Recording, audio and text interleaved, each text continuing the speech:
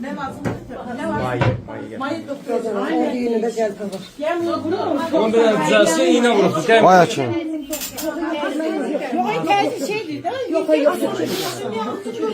Bak polis. Polis de vurup bu vəziyyətə salıb. Bax tərtərin qazisi.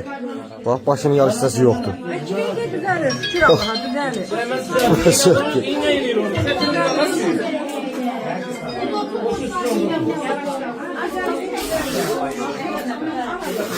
Hamsi. Ay açın. Çok güzel bu. Sabit var. Sabit var. Hamsi. Sabit var. Sabit var. Silendim abi. O çok geldi. Deme iğnedendir. Yok hiç tutmadı. Ha, kadın olalım. Ay bala. Kadın olalım. Ayaklarıyla olsun dölerim. Oy Allah Allah. Hangisi? Bax bu da tərtərin polisi bax. Tərtərin polisinin qazi elədiyi bax. Qazi elədiyi gün. Hadi deyin gelsin. Bax bu. Ay hekim neyini?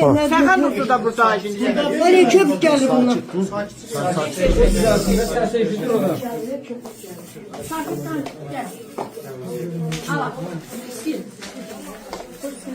Vurma.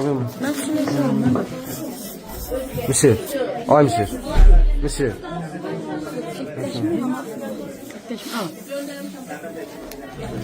Sıranmaz mısın?